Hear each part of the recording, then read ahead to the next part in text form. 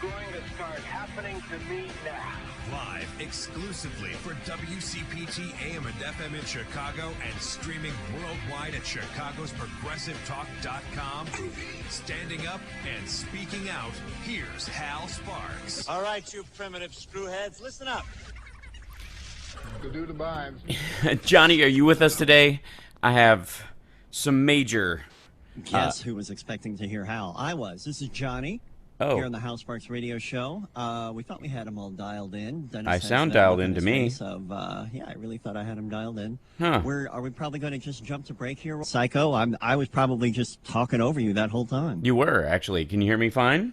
I can hear you fine now. Who knows what was up? That's so weird. I liked how professionally you took over, though. That was impressive. I remember Dennis gives me that panicky look. Well, times have certainly changed in that regard. You know, the first time we were doing this and the audio broke up or fell apart. Palpable. Oh yeah, it would actually get your speakers damp on your radio. So we've come such a long way. We really, now? and I owe it all to you to really just not caring about the next awful thing that comes out of my mouth. There you go. That, Yeah, Johnny. That was good. That was good, Johnny. It was. It really was. It's almost like the moment when I realized what the heck when the breaks are. Like that was a big turning point in radio for me. I was like, It's going to be a few more years for me. well, no, because it's the two of them float and two of them are hard, and they need to happen exactly when they happen. And I was never quite sure which ones were which for a very long It sounded to me time. like you just described my bowel movements, like in general. I did most of the time. I do. That's what I do. Yeah. You know, whatever. We're taking out a billboard along the evening. Two of them float, and two of them are hard. Oh, thanks for that. Just saying. I believe you. So there's a lot I want to talk about today, but not the least of which is owing to yesterday and the importance of the holiday. And I hope everybody had a safe and wonderful 4th and has the same number of digits on their hands that they had the day before, and got home safely in the field of beer drinkers who go, yeah, I can make it. Which I have a special bone to pick with in many cases.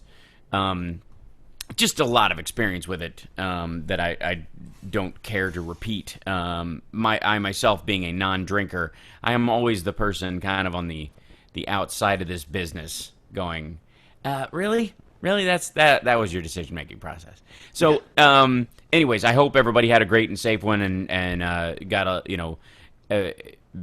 consumed far too many processed foods and got a mild heat rash from standing outside. Going, I'm fine. I don't need. I've only been in the yard for like 12 minutes. 3 hours later, I actually paid the price. Last night, I took the easy way out and discovered that I could see the fireworks from outside my dad's back kitchen window, and that I'd heard that there seriously, and I heard that there were a ton of mosquitoes outside. And if there are mosquitoes, I don't know if you remember this about me, Hal, but they just come to me. Yeah. Well, that's why I like being. I love hanging Right. around with you in the summer because they I'm avoid everybody everyone else's- else and go straight to you. Yeah, so right. I rolled the dice, and sure, I took a little bit of heat. But I was in there with with a couple of old ladies watching the fireworks. That's and then, lovely. Right. Oh, it's beautiful. I want to paint that. Oh, that's gorgeous. And it's not as loud when you're inside. I actually said that out loud. Yeah, I had the pipe you're popping. quoting me It's now. too much. Sometimes. So on the drive-in, I was punished for this choice by having a mosquito in the car that I could not catch, but it caught me. It just ate me alive on the way here. Well, yeah, it was a spy for the other side, and I don't want to make you nervous, Okay. but did you get a look at it? It didn't do that weird that sound. Oh, what TV show has the mosquitoes with the? Oh, I don't know, but did it have stripes on it? Did you get a good look at it? I didn't get a good look at it. Because there is I couldn't apparently a get near horrible mosquito-borne disease that's making a way across the United States from the Caribbean, and it's from this like tiger mosquito, which has stripes on it, and doesn't kill you. It's not a fatal disease, but it does cause you to walk bent in pain for weeks, if not months, if not years. Well, that's kind of my default position. Yeah, exactly. You're already, maybe, it might reverse it in your case. That would be hilarious. Yeah, it's like when you get hit on the head and your memory comes back. Right, exactly. On the cartoons. Okay, we have a lot to cover today, and let's we've Welcome to the beyond your bowel movements and your affinity for mosquitoes. The Hitting that hard news today, buddy. That's right. All right, one more thing. I used to wear a button. Remember back in the day, we all had a million buttons on our denim vests. oh yes, I had a button. Oh yeah, we both did. I had a million and button 10. that- I don't know if you ever saw it, but it just said, "Ask me about my bowel movements." I was very proud of that button, and it made my father so angry, and that might have been what made it even better for me. right. Well, that's the essential reason for 80% of the buttons that you wore. Were that, and the other was that it would the other 20% I think would just upset the parents of the girl you were trying to go out with. That's pretty much. Yeah, pretty much. All right, so there's a couple of. I want to talk about revolution today. I want to talk about the concept of revolution because it is obviously the root at which this country was created. It we in many ways celebrate the revolution that is democracy on July 4th, and there is a constant throw around of the word revolution these days, especially on the right. There is a good deal of these folks who are, the Second Amendment solution types, the people who are saying it's time for a revolution, we need to take our country back, that whole... Right, and the awful people who go out and kill policemen saying this is the beginning of the revolution. Right, from everywhere, from tricorn hat people who think that, Obamacare is the end of the world and saying that we need to take back our country and it's time for a revolution, to the Las Vegas shooters who killed 2 cops eating pizza and called themselves revolutionaries. That word is overused almost as much as the word hero. The word hero is disgustingly misused for sports figures and celebrities and people you admire, people you can look up to, people that certainly are inspiring to you. But don't necessarily qualify in the same zone as a guy who ran into a burning house and saved children, that kind of thing. I think that's kind of a special word, and it deserves to be, used in a limited way for that reason. The same thing goes with revolution.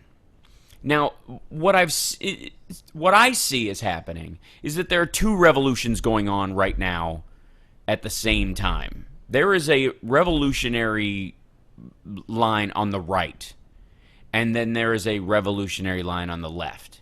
And we have not seen as drastic, at least in visibility, a difference between the attitudes of both of those since probably the Civil War. If you're looking at the percentages and you're looking at who's in the middle, when you go back to slavery versus abolitionist, you're talking about a good 20% of the public that felt super strongly on either side of that, driving an extra 10% on either side to kind of support them in that idea. Meaning you have about 35 to 40% in the middle, kind of waffling back and forth and going, I would rather just like to go back to my job and not participate in this. And or I have too much stuff to worry about, like at that time, consumption and the like. Which is a much better word than cancer, in my opinion. Sure. Well, because you don't have to whisper consumption in polite company. No, it sounds like something you'd sing in a Schoolhouse Rock video. He's got the consumption. Consumption junction. Right, exactly. So to ruin your innards. You can only carry that so innards. far. Innards. Yeah, I liked it. So the interesting thing is that the lines that separate those 2 thought forms, these 2 revolutions I speak of, are almost identical to the lines that existed back then, both geographically and ideologically. And the essence is that we have a portion of our society that is on the fast track to the future, whether anybody likes it or not, and then the other side that is holding firm that their revolution is to revolt and go back to what they think is a much simpler time and a simpler experience, and simple being a synonym for dumb, in my opinion. And when they were at the advantage. Right, exactly. You want to go back to a time when you didn't actually have to try that hard to succeed. Yep. You had an automatic lead. No, you weren't competing with anybody else from any other particular disenfranchised group, especially women. None of them were giving you a run for your money, and because they couldn't. Now that they can, it's a little tougher to sort of argue your automatic place in the success edge. When we come back, I'm going to talk to you a little bit about what I think are the primary differences. Our number is 773-763-9278, and I'm going to want people to kind of chime in, because I think not only is there a revolution going on, kind of mentality, but there's also a need for one in a more enlightened context. And I'll explain that when we get back. It's the Hal Sparks radio program, Mega Worldwide, on WCPT Radio, Chicago's Progressive Talk. Revolution. When you have a choice like this or that, and black law gets you pretty far. Conjunction, junction, what's your function? Hooking up two boxcars and making them run right. Milk and honey, bread and butter, peas and rice. Hey, that's nice. Dirty but happy, digging and scratching, losing your shoe and a button or two. He's poor but honest, sad but true. Boo! The Mike Novak Show. We are dismantling our environment, brick by brick, insect by insect, plant by plant. And it's time we paid attention. We are running out of time. The Mike Novak Show. Sunday mornings from 9 to 11 on Chicago's Progressive Talk. Everyone is smart enough to understand the value in conserving energy, because saving energy is saving money. Did you know that leaking air ducts can be responsible for 10 to 30% of energy loss in a home?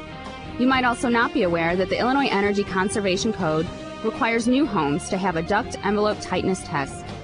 If you're building a new home, be smart about it. Ask your contractor about the new energy code and request a copy of the test results. You can learn more about this and other ways to conserve energy at the new Consumer Information Exchange on Planet WCPT.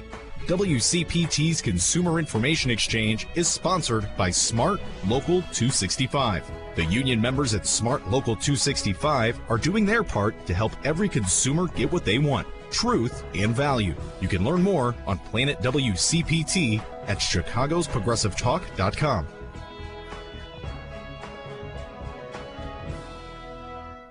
Do you have unfiled tax returns or owe the IRS or state more than $10,000? If you don't take action now, your tax problem is going to get worse, much worse. Seizure of property, bank levies, wage garnishments, and potential criminal prosecution. And if you owe the IRS back payroll taxes, chances are you will be visited at your home or business by an IRS agent. Don't become paralyzed by fear. Take action now. Call the experts at U.S. Tax Shield for help. Our team of experienced tax attorneys can get you protected, stop collections, and negotiate a permanent settlement with the IRS and state, potentially saving you thousands of dollars. At U.S. Tax Shield, our tax advisors will review your case for free, inform you of your rights, and give you a guaranteed quote. No games and no tricky upsells. That's why we have an A+ rating with the Better Business Bureau and thousands of satisfied clients. Put an end to your torment. Get protected. Get the Shield. Call U.S. Tax Shield now at 800-299-2155. That's 800-299-2155. 800-299-2155.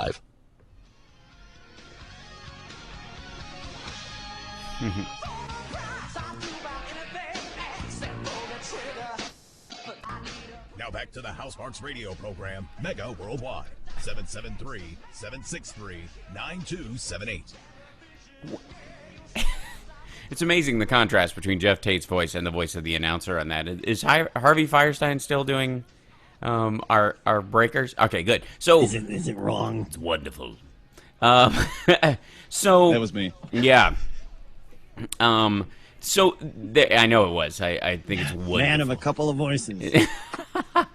So the essence of what I'm talking about today, insofar as revolution, sparked by a couple of things I read this week and a couple of things that happened. One being that there was a girl who got a lot of flack on Facebook, and probably deservedly so, who is posting pictures of herself big game hunting. So she's got a picture of herself with a dead lion, and she's got a picture of herself with a dead hippo, and she's going for the big five. Okay, and I honestly thought you were going to say hippie. No, she wouldn't have had to leave Texas because to do that. It is not hippie season. No, it's not. And she would just have to drive to Austin if that, I guess, was the case. And that's, Africa. Don't give him any ideas, John. Don't give him any ideas. So she got caught a lot of hell on the interwebs this week, specifically because she had I guess in it was just kind of a callous display of these animals, right? Sure. And, I went on CNN. I was on Don Lemon's show this week, and they wanted me to comment on it. And it was basically just kind of, talking around the edges. There's never time for a legit discussion about it or whatever. Sure. But the essence of it turned out to be that the biggest problem that I think some people have is that here's this 19-year-old girl who looks like a cheerleader doing stuff that's usually reserved for bloated white males who can't get Viagra. There's this idea that they just kind of shoot things as a solution. And what I kind of came to as a as a Southern expatriate, somebody who grew up in the South and was surrounded by it, is that every time she started using conservation as a reason. She's doing a lot to help conservation. That the money that they give such a weird argument. Yeah, the money they give to these places is it helps them to raise the other ones. And I was like, why don't you just donate the money and not shoot the thing, or why don't you pay to have it flown to a zoo where it can be? I mean, there aren't that many of them because of people like you. But anyways, that was my kind of gist of it. But the essence of it is that there is in no way that the people around her, family or whatever, are going to be dissuaded by people's opinions of this. As a matter of fact, they'll take great pride in it because they somehow see that the opinion in this circumstance is somehow like if those people hate me, I must be doing something right. Which I often feel when right wingers turn on me. It's the same thing. If whatever newsbusters of these that nonsense is happening, you just kind of go, oh good, I must have said something correct, because if they hate it, then so then you're on the right track. Right, exactly. So in her case in particular, my feeling was, why is it that when it comes to conservation, the only thing that my dear redneck relatives can come up with is to shoot something? Like, there is never any let's make sure the water is clean. There's no preservation of land reflex. It's just maybe we should shoot 3 of them. I bet we could shoot it. Maybe if you let everybody shoot 2 a year. That really is it. That's pretty much all we can think of.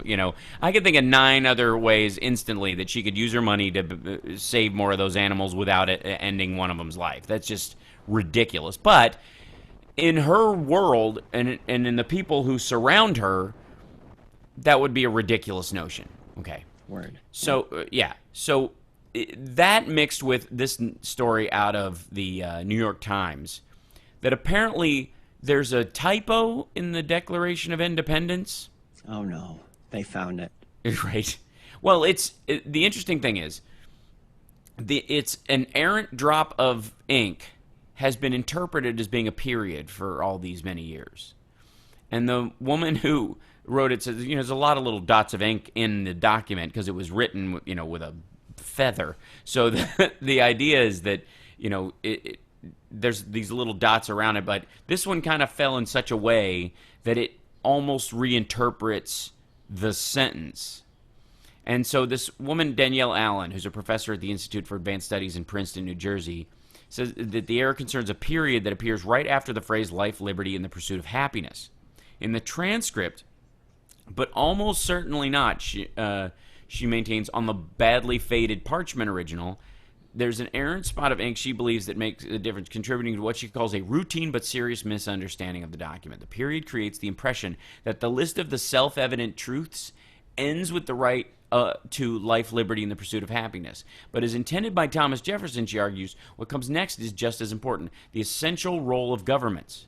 So it's life, liberty, and the pursuit of happiness, instituted among men, deriving their just powers from the consent of the governed in securing those rights. The logic of the sentence moves from the value of the individual rights to the importance of government as a tool for protecting those rights. You lose that connection when the period gets added. And so the whole kind of anti-government movement really does grab that separation of thought as almost the root of what they've been talking about all this time. That this idea that the government doesn't have any value on its own, and that if anything, it's a dangerous ill, and in the way that Reagan seemed to view it. Reagan was one of my favorite politicians simply because he was the guy who was saying, some of the worst words you can hear is, "I'm from the government and I'm here to help you." Well, you're the head of the government right now. That doesn't make me feel very good if we have any kind of major disaster. Yep.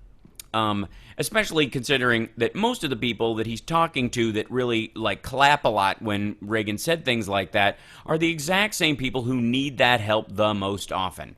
Which brings me to my third kind of point on the stool, which is this article. It's on HuffPost, but it references the Census Bureau report from 2000 to 2010 that that kind of garnered where poverty is situated in the United States, and the map is depressing if you live in the South. It is from Arizona to South Carolina, Georgia, Alabama, Mississippi, Louisiana, Arkansas, Oklahoma, Texas, New Mexico, Kentucky, and West Virginia. Dark blue, poor. 30% of the people in those states live below the poverty line. And that poverty line, as many of us know, is watered down on so many fronts. It's, it's, I think, somewhere in the area of 23 or 26,000 for a family of four. No, 23,850. That's the national poverty line. That's for four people. That's the entire income for the household. Anything below that is considered the poverty line. Now, if you extrapolate that amount of money, without them getting any kind of subsidies, if they don't get food stamps or anything, rising what would be their effective annual income to about $27,000, these people are destitute. And in the South, the number of destitute people per state is jacked up. It is nearly a third of everybody in that state, if not more. And by the way, it says 30% or more in the thing. So that's just the baseline. It's almost like they start stacking at that point. Now, if you extrapolate that, Wyoming, for example, has less than 10, the Dick Cheney state. And in this particular instance, if you go through the way they've laid it out, and you look at the 30% or more thing, and you look at the U.S. percentage of people below the poverty line is 25.7%. It's almost that southern number. It means that you'd have to that 30 or more actually goes up quite a bit past 30 in these states to balance that out, to create a situation where the national average becomes almost a quarter of the people in the United States are living below the poverty line. And again, if you address that poverty line number and really look at it for, what's really where it's going, where that is really situated, what you run into is a realization that many of the people in these states where they are totally anti-poor people, anti-support, seem to be, quote-unquote, voting against their own best interests, don't seem to be interested in labor laws, all that kind of stuff. A good portion of that is simply because they are surrounded by people that they look on as moochers or what have you. That there is a good portion of a lot of Southern families, quite frankly, that have a relative or two or five or 10 that they consider ne'er-do-wells. And they extrapolate that psychologically onto a lot of other people, that they think the rest of the country is like that. And it's extraordinary. I mean, if you look at this chart, it is brutal and obvious. And you seem to be, when you're politicking and dealing with issues like poverty and like the jobless rate in this country, you are in some ways preaching to the choir, to those that are actually working, getting better jobs, moving into the future, being able to, create a space for themselves that actually has a future to it. And then you are totally locked off from communicating with the very people that need the most help. I don't mean just governmental help insofar as school lunches and eating and free cheese and cornmeal. You know, I'm talking about any prospects for the future. And so when you get a group of people, an entire swath of the country, quite frankly, that if you looked at it mathematically, how they probably view it is that once you took slavery away, you moved all the wealth to the north.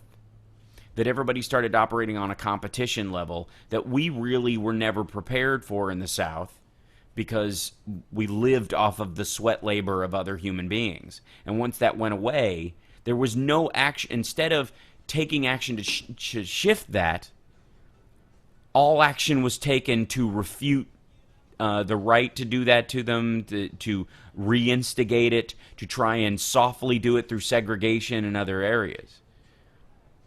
So there's no surprise that a group of those folks are freaking out right now. We'll be back right after this with more of this conversation. I think it's really important that we take a look at what people mean by revolution and how different it is north to south these days. We'll be back.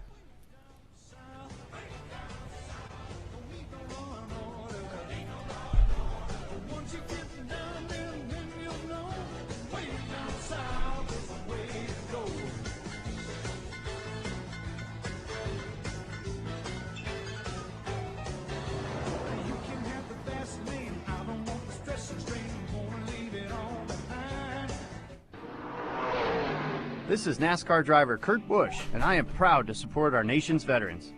Do you know you can get a faster decision on your disability compensation claims by filing an electronic fully developed claim, or e-claim, on eBenefits? Take it from a guy who lives his life in the fast lane. Faster is better.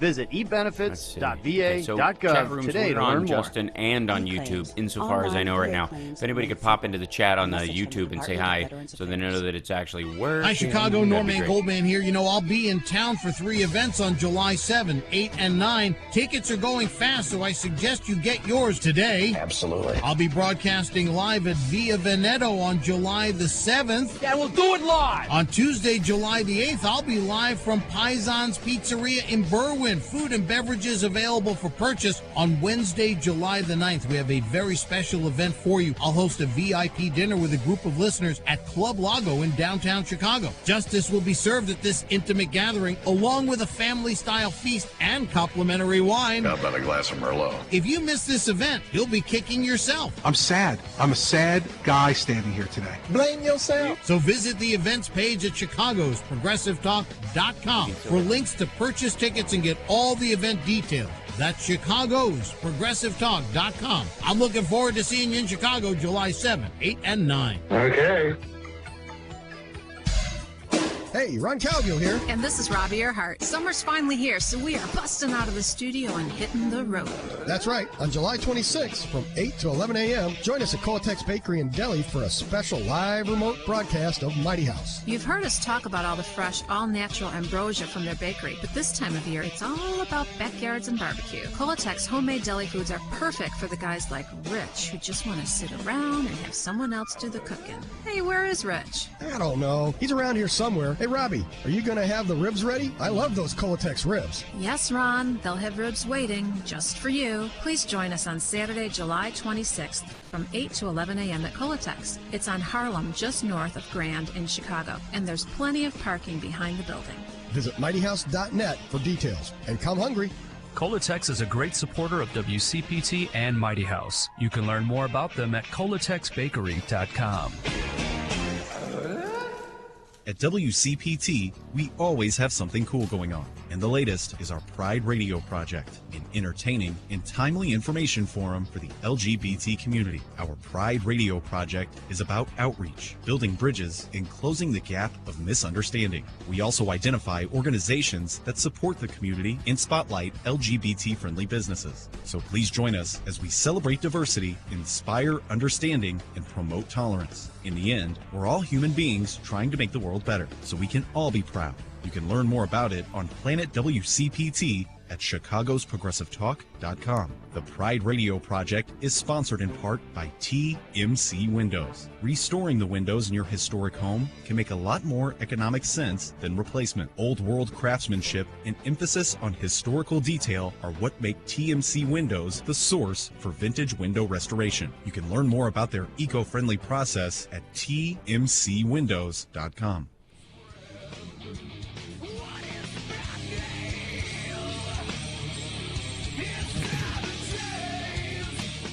Now back to the House Sparks radio program, Mega Worldwide, 773-763-9278. That's much more friendly. All right, okay, 3 voices. Remix. Yes, remix, right.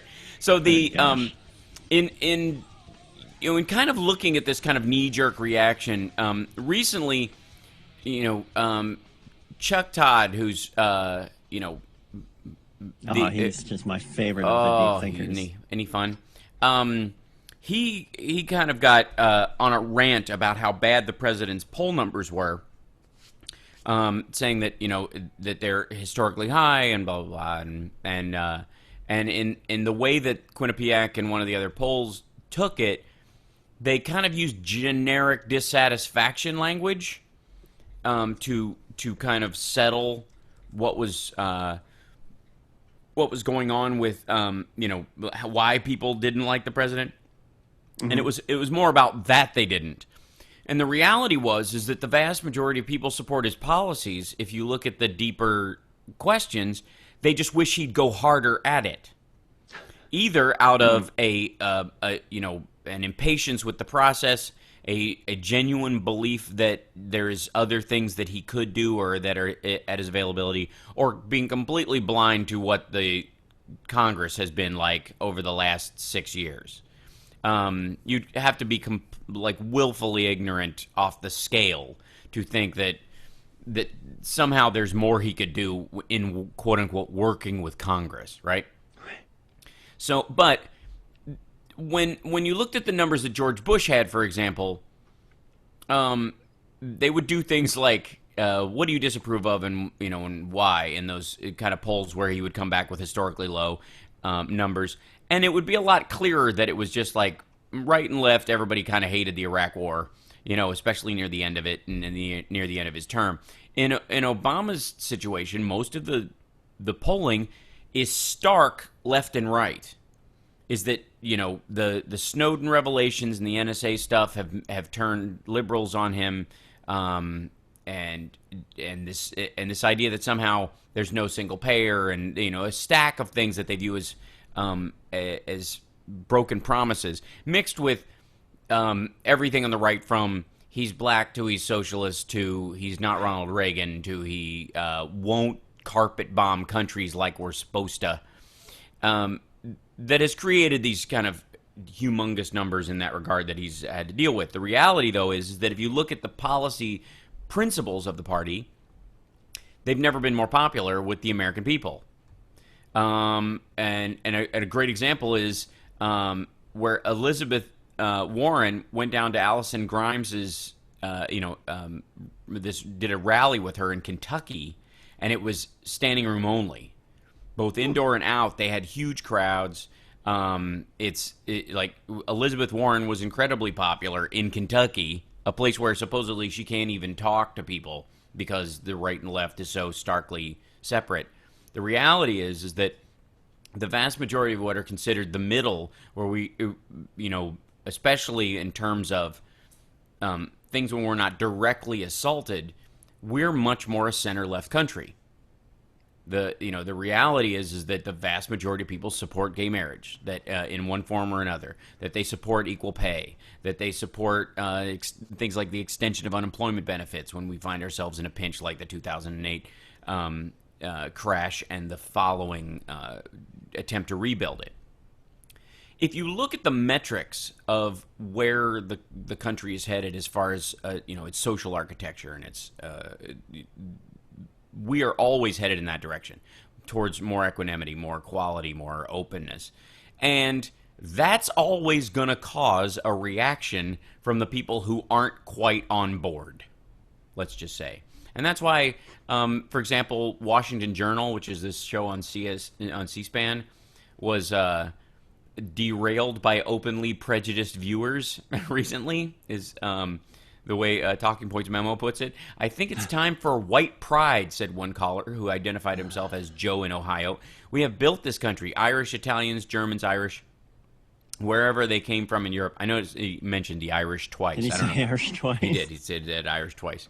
Interestingly enough, the two he mentioned them twice, and yet for a long time they were viewed as a minority. Oh, Irish need not apply. Exactly. They were the bottom of the pecking order. Exactly. They were not considered, I suppose, white enough. No Irish need apply, Nina. Yeah, right.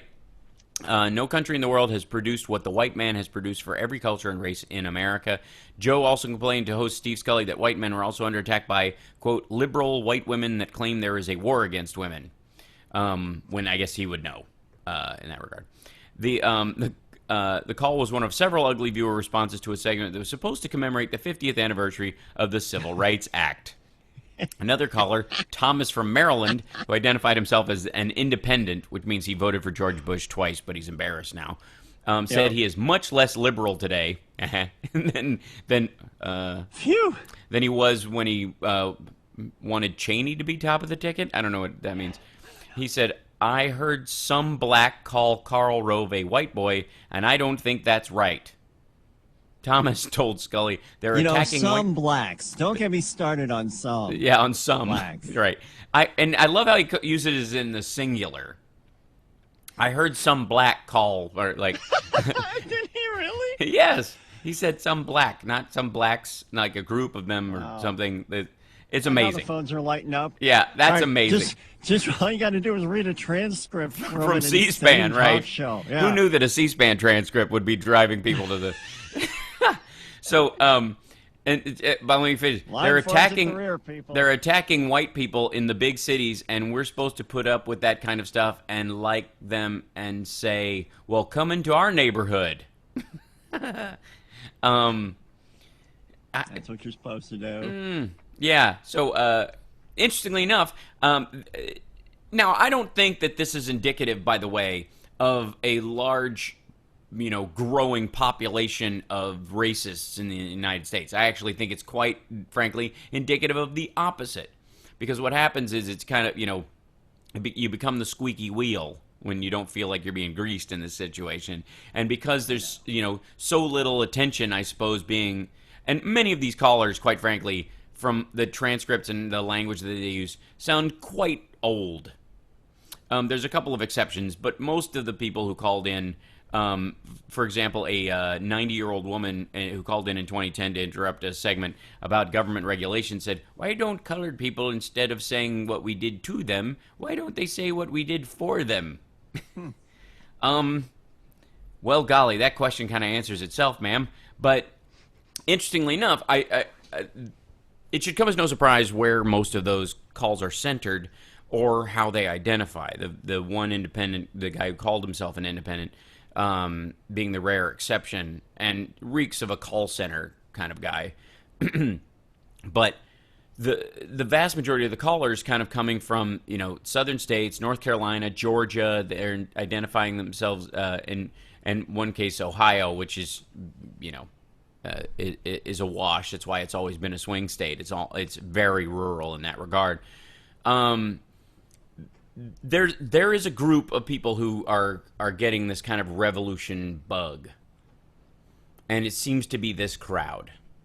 And unfortunately, with the open carry and the stand your ground and the oath keepers, which are of course the cops who aren't gonna enforce any laws that they view as unconstitutional. Which opens it up to a wide swath of laws, considering that many of them, if they operate in the South, don't view,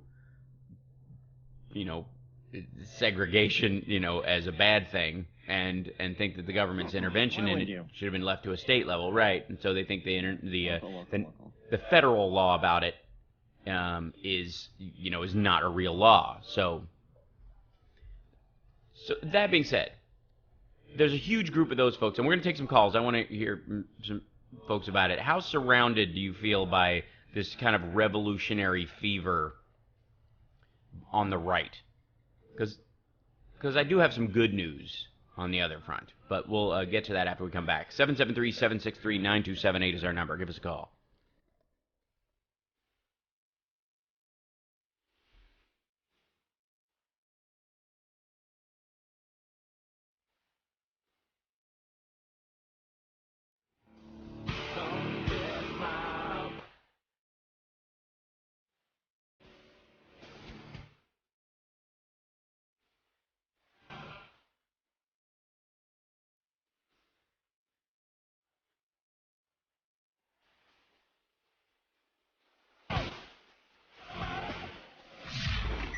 Stephanie Miller. Jared Miller allegedly boasted of his gun collection, having recently attended the armed standoff between Clive Bundy and the Bureau of Land Management. One of the reasons why he was kicked out of the Bundy Ranch was because of his criminal history and background. Oh, I see. So there are some standards at the Clive Bundy Institute of Higher Learning. Well, that's...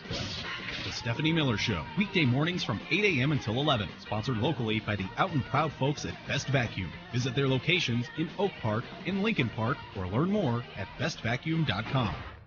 Moving Out with Ellen Miller on Out Chicago. Bronzeville's a pretty cool place. I don't know if you've ever been there before, Scott, but it's on the south side of the city. It's a neighborhood that's also known as Douglas, which was named after politician Stephen Douglas. In the early 20th century, Bronzeville was known as the Black Metropolis. It's one of the landmark neighborhoods in African-American urban history, mainly because during the Great Migration, thousands of African-Americans fled the oppression in the South. They came to Chicago in search of better jobs, you know, the big industrial jobs that were happening in Chicago. Lots of notable African-Americans were from Bronzeville, including Sam Cooke. Love him. And today it's the home of IIT, Illinois College of Optometry. To learn more about diverse communities and real estate opportunities in the Chicago metro area, just ask Ellen. The email address is ellenOutChicago@gmail.com. That's ellenOutChicago@gmail.com. Moving Out is featured in Out Chicago every Sunday from 11 a.m. until 1 p.m. on WCPT AM and FM and at chicagosprogressivetalk.com. Retrievers, Labradors, Goldens are the main breeds that come through our door, but we'll train anything with 4 legs and a tail. My husband and I train hunting dogs and also have a boarding and grooming business. Our dogs, they're athletes, and we feed a very quality food. You can't get enzymes in a commercial dog food because they cook it at such a high heat, but adding Dinovite to their diet has every single dog in my kennel looking better than they have ever looked. DINOVITE.com. 859-428-1000. The omega-3 fatty acids, flaxseed, zinc, alfalfa, the digestive enzymes that are cooked out of Hey, regular Dennis, dog did you hear the food. Opie and Dynamite's Anthony the bomb. Till stuff? everybody... Nuh-uh. They fired Anthony for a barrage of racist, hate-filled tweets. Good, I hate those guys. Yeah. I mean, We're going back on, man. Here we go. Okay.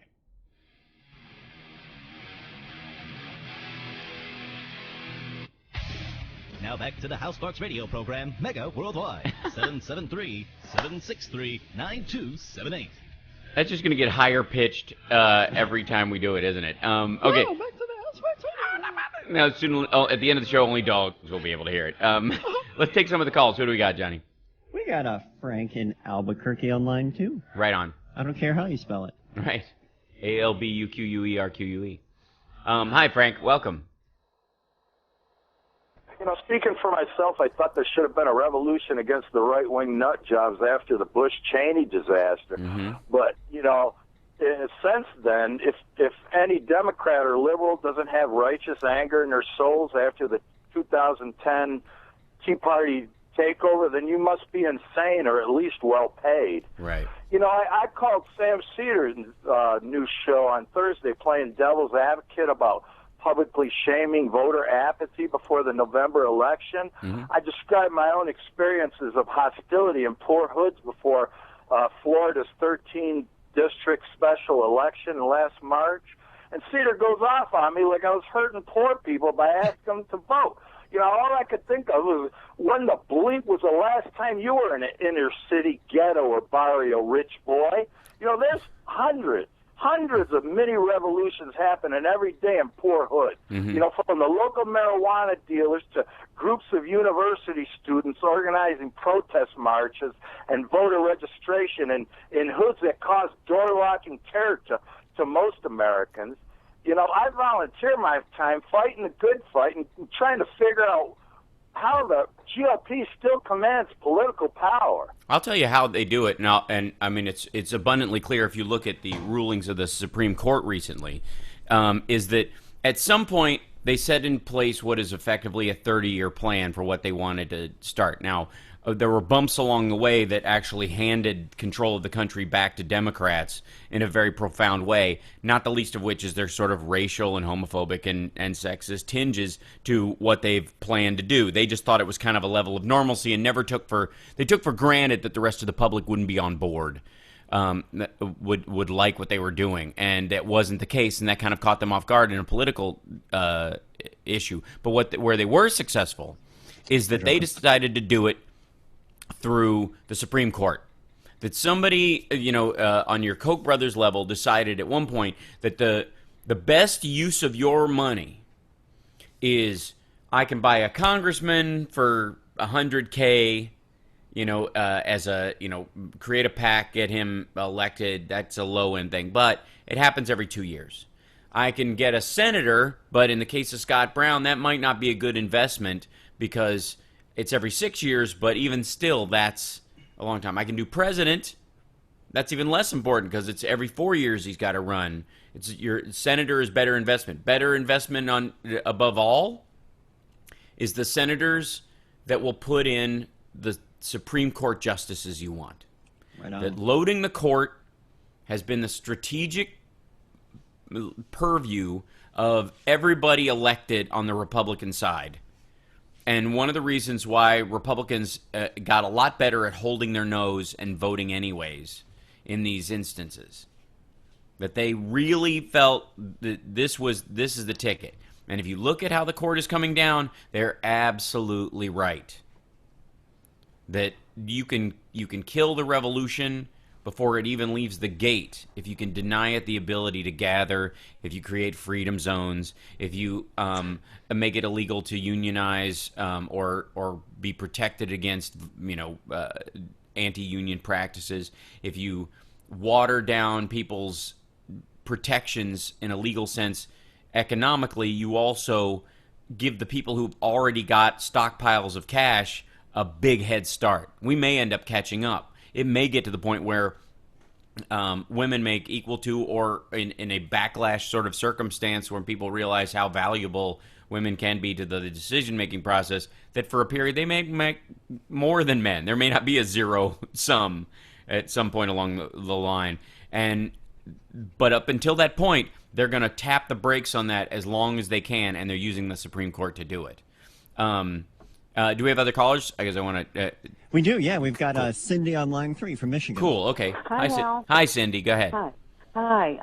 Well, I always have an interesting perspective on some of this because, I'm Native American, and I'm watching those people out in California standing in front of those buses with those children on them. Yeah, Murrieta, California, where they've shipped some of them to a better facility that can actually accommodate children, right? Right, and not only that, but they're being backed up in very bad conditions down in Texas. So they do have to be taken to other places because of sanitary conditions, there's not enough food, etc. So I'm watching people screaming and yelling and basically turning away children who are refugees. Right. That's the way I look at them, and I don't understand why they're not being described as that, because the conditions that they left in Central America are dangerous. There's a political angle there. They're running away from something. They're not running here for a job. They're children. So they're trying to find protection somewhere, and usually we call them refugees, and they're handled a certain way. But because they're coming from the South, and they're brown, which is always kind of a hot-button issue for me, because I am brown, and well-read, I get confused as being Mexican. People will assume that I am Mexican, and if I don't speak to them and they don't know I'm speaking English and what my background is, they assume I'm illegal because I look like something that I'm you know. Right. And so we have people in this country who are looking at every single brown person, even if they're here legitimately, as illegal, and they're taking something away. No wonder they think we're being inundated with more than what we have. Right. So there may not be as many illegal aliens as these people believe. And this immigration But everybody thing- qualifies because, you know, yeah, if you're a Right. hammer, everything looks like a nail. Like that's, and in many ways, that's how these people are dealing with this emotionally. They see anybody who isn't white, and you can tell by the callers that called into C-SPAN that they automatically, there's a psychological knee-jerk reaction to them that says, this person doesn't belong here, they're not originally from here. I'm originally from here, and my people are originally from here, so we deserve special dispensation and and protection under the law as sort of like finders keepers, or possession being 9/10, some sort of concept of a mixed legality there. Right. And it just strikes me as different. I always see it differently because from my background, and I know a few things about my tribe and the treaties that we were involved in and the way those treaties evolved for us, and that the invaders were they look different to me. When I see all these people standing there with their picket signs, I'm thinking, but you were the invaders 150, 60 years ago. You were the invaders for us.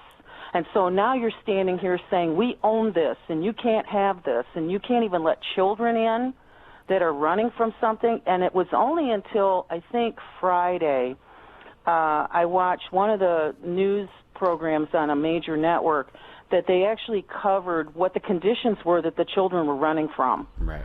Up to now, people are saying, we can't give them jobs. I'm thinking those people on that bus are not, there's maybe some mothers there, but there's something they're running away from that's dangerous. They didn't just all figure this out in a couple of months. Even if it's just the low economic status of that country and the limited opportunity, there's an element of, and this is part of the issue and why the president actually had to address this and say, you can't just put your kids on a bus and send them to America for a better life. It doesn't quite work that way. There's and why you have to do that element of it. I understand that, but I think you're right about our view of them as refugees versus illegals, as it were, as if they had, and this is sort of a backlash against the Dreamers and the Dreamers concept that has been happening on the right. And the president, of course, his answer to it was to do a naturalization ceremony on July 4th in the White House for, soldiers who had fought for this country who weren't yet legal, quote unquote, but had risked their lives for a country they didn't even have all the protections of. And if you want to see how hard that is to do, watch a movie about Muhammad Ali during the 60s and the 70s. So people accepted Cuban refugees because we hated Castro, but we don't know who the leaders are. The people who are the ignorant people with the signs, if they knew who the leaders were in those countries and they saw them like they were another Castro, they'd have a whole different idea.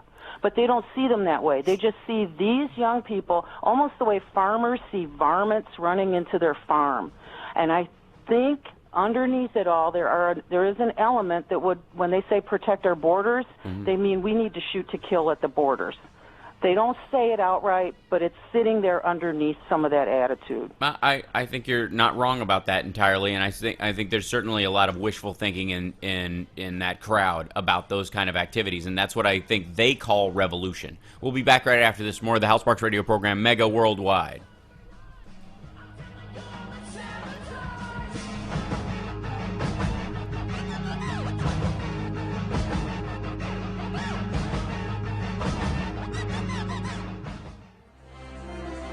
AP Radio News. I'm Ross Simpson. Police in Indianapolis are looking for the gunman who opened fire overnight on a crowded street of bar hoppers. One man was critically wounded. 5 other men and a woman were also shot, but they don't have life-threatening injuries.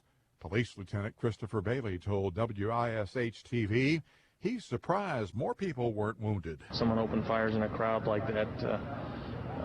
We're lucky there weren't more people hurt. Authorities say 6 people have been hurt in a shooting at a Houston music festival.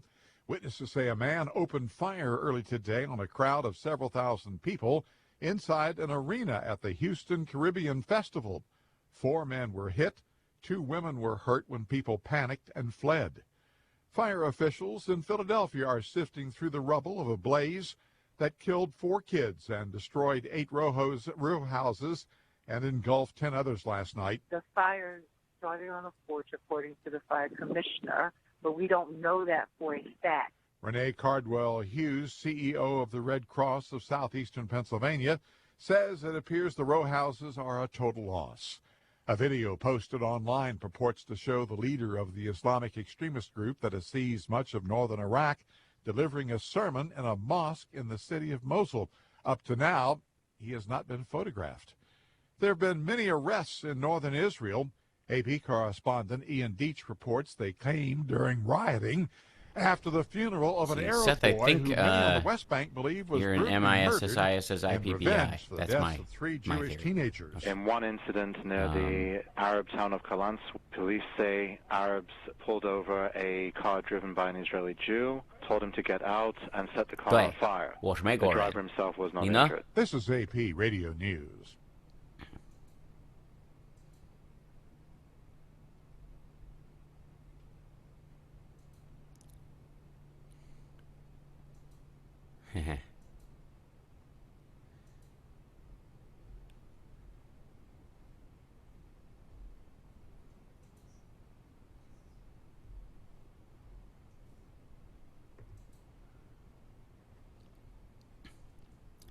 Seth, that depends. Do you mean accidental blindness? Maybe hysterical blindness? We got Katie speak. That's entirely possible. Whoops, my back. Are you talking to me? You talking to me? Katie's online. Oh, excellent. All right. I'm answering questions in Google Plus on YouTube. What's up?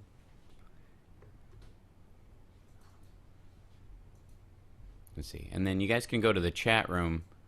Let's see.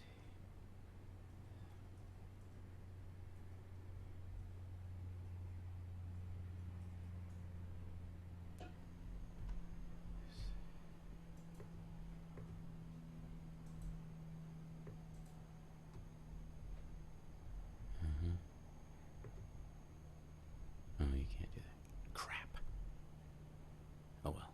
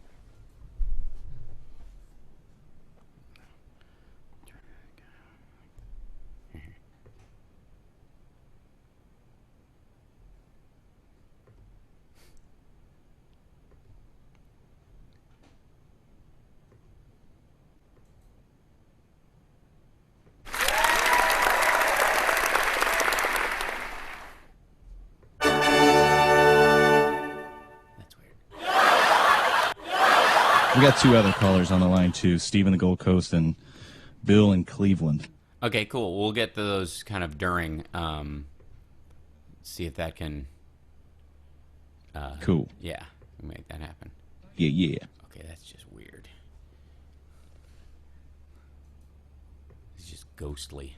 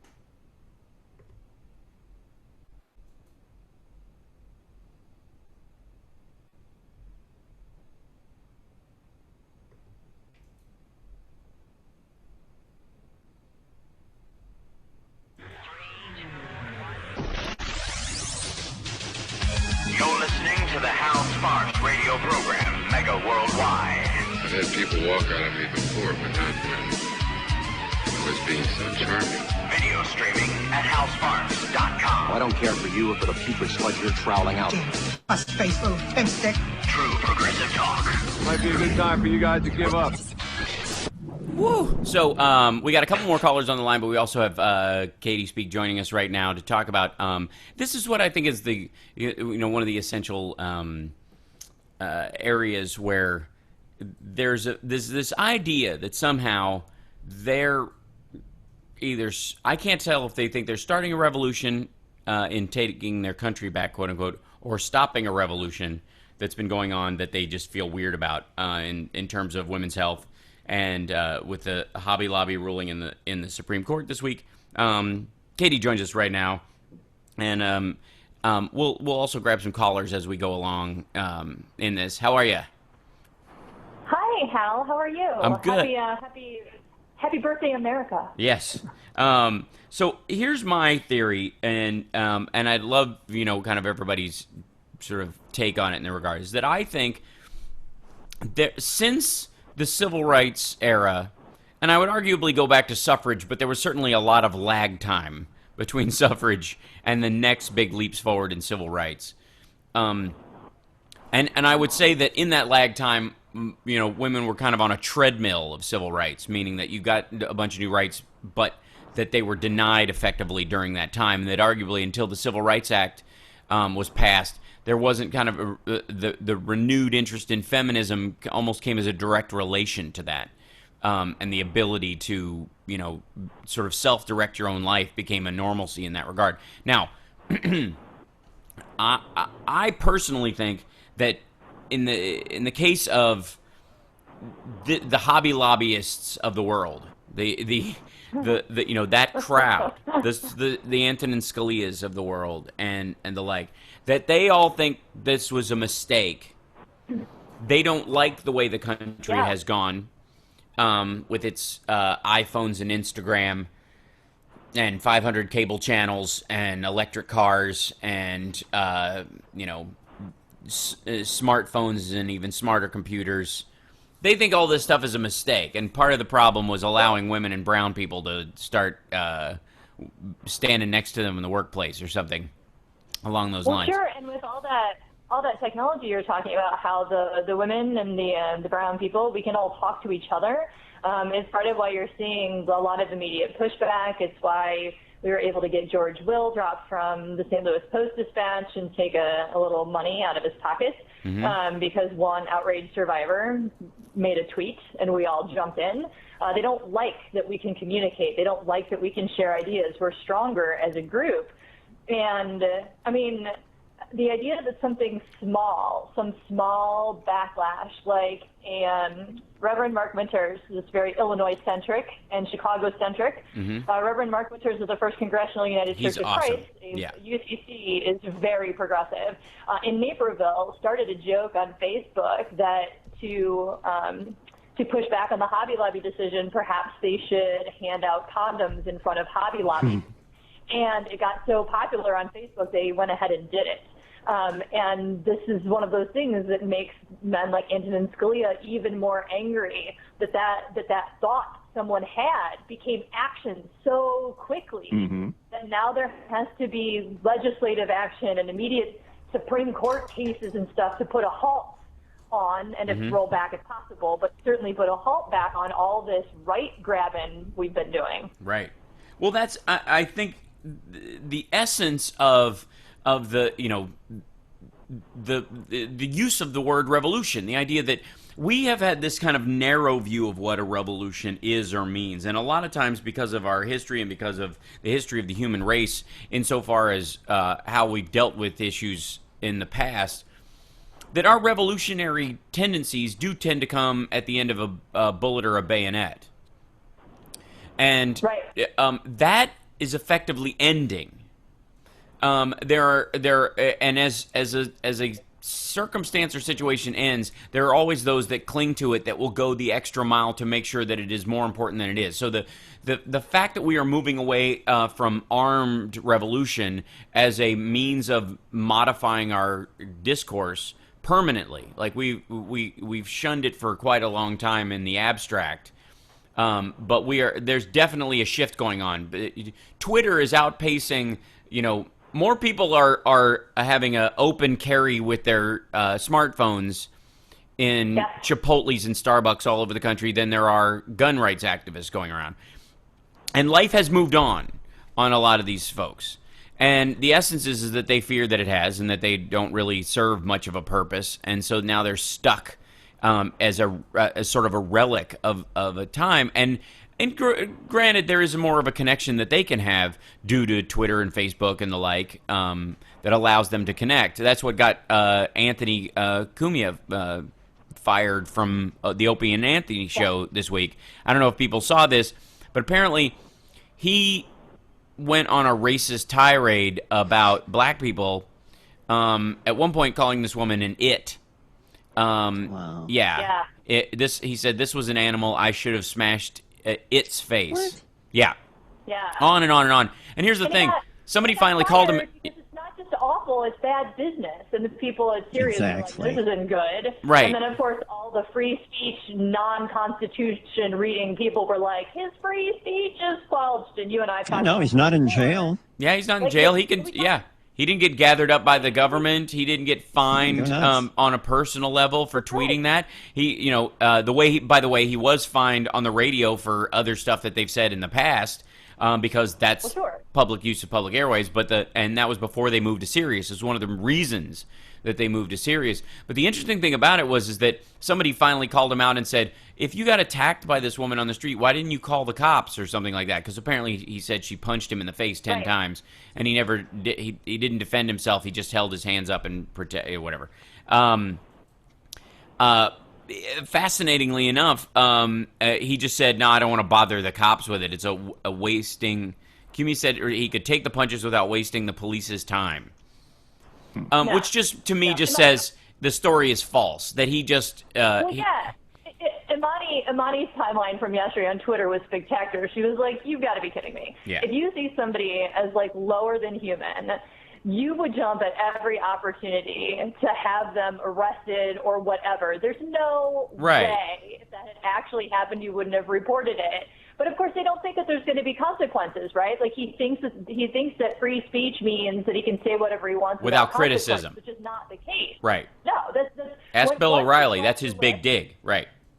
Well, sure. You and I talked about this a lot during the Paula Deen thing, and free speech doesn't mean freedom from consequences, and all it means is that the government can't censor you outright when you're discussing political speech. I mean, that's what they based the McCullen decision on. We've rolled back the ability for women to walk into clinics without harassment, but this guy thinks that his actual hate speech is fine. It's very bizarre. And that his hate speech is protected, which it is by the First Amendment, but that also protects him from criticism from the public that he arguably works for as a quote-unquote shock jock, and that his employer is now responsible for giving him a microphone continually, because he actually said, because he tweeted some stuff, I guess, in relation to Sirius XM, and he said he was fired over material that was not aired and was not illegal.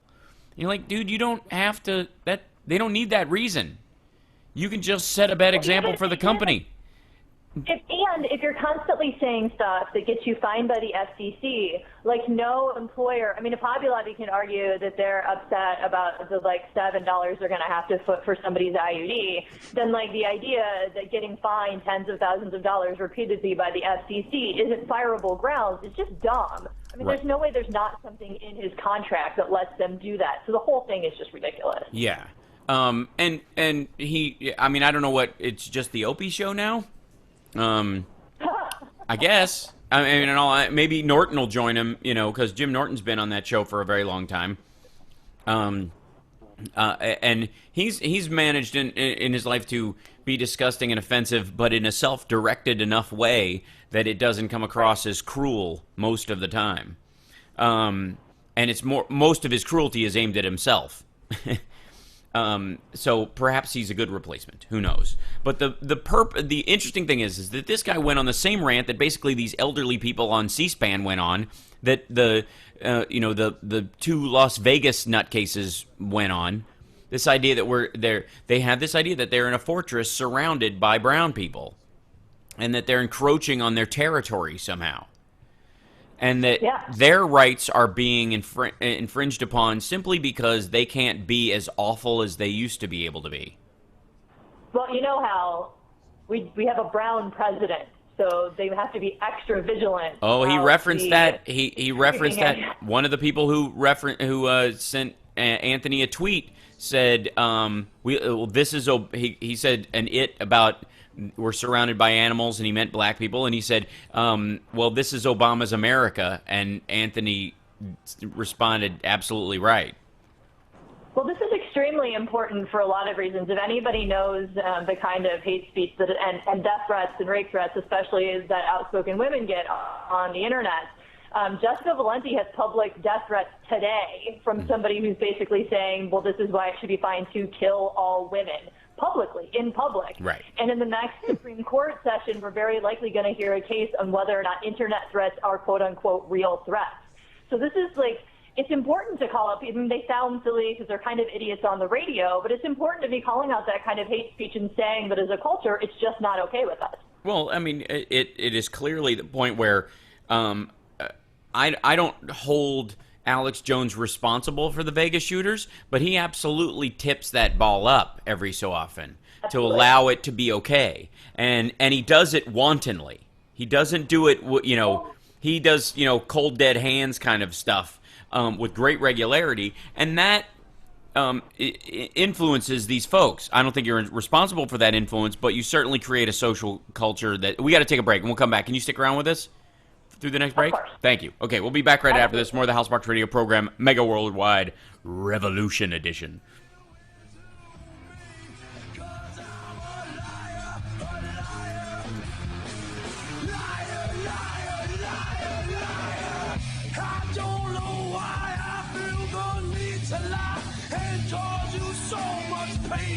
Maybe it's something inside. Maybe it's something I can't explain.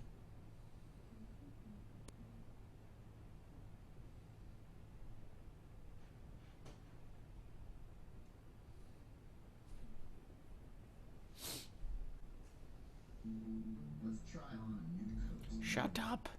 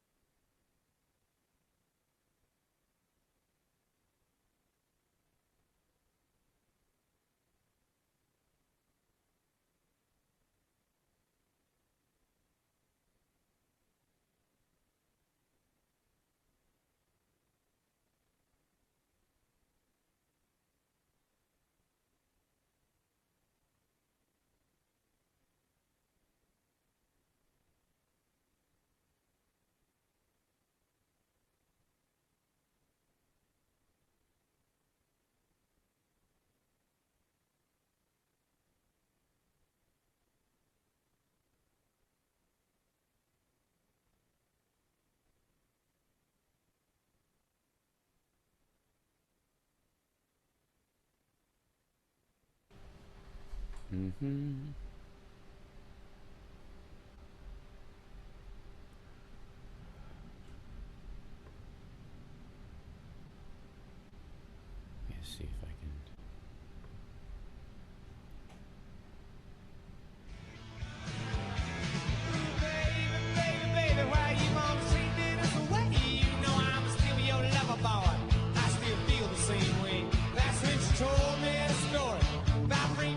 Now back to the House Sparks radio program, Mega Worldwide, 773-763-9278. Thank you, Elmo's older brother. Dennis still trying to raise his pitch on each one of those call-ins, whatever. Let's, with Katie on the line, let's grab a couple other callers and talk about this. I want to state one thing real quick before we even get into that, is that the lovely folks at Hobby Lobby who, the reason that they were against providing abortions and certain forms of contraception that they view as abortifacients to their employees was that it operates in a Hobby Lobby is a craft store, quote, that operates in a manner consistent with biblical principles, and those values extend throughout its business, according to them. And it's been, and their co-founder Barbara Green said, "It's been a long journey, but an important one for our family and for those who wish to be guided in all areas of life, including their businesses, by faith and conscience."